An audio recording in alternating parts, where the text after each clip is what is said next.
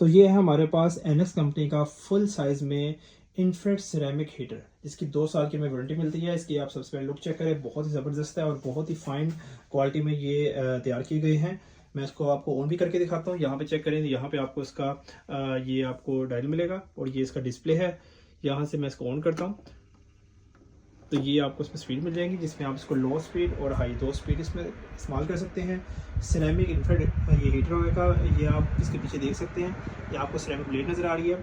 अच्छा, आप इसको खाली एज अ फ़ैन के तौर पे भी चला सकते हैं, और अगर आपने इसे गर्म हवा लेनी है हीटर के तौर पे, तब भी आप इसको इस्तेमाल कर सकते हैं। बहुत ही ज़बरदस्त है। और इसके अगर बात करते हैं इसकी मूवमेंट की, तो यहाँ पे हमें इसकी मूवमेंट वाली ऑप्शन मिल जाएगी। ये आप चेक कर सकते हैं। ये स्टेम हीटर ऑन है और इसकी मूवमेंट स्टार्ट हो चुकी है।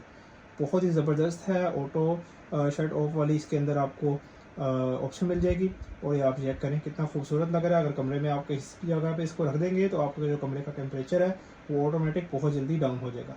इस तरह का हमें इसका वारंटी कार्ड मिलता है 2 साल का। ये यूज़र मैनुअल है। तो इस तरह का आपको एनएक्स कंपनी का 2 साल वाला इन्फ्रारेड सिरेमिक हीटर चाहिए हो तो नंबर आपको मेरा डिस्क्रिप्शन में मिल जाएगा।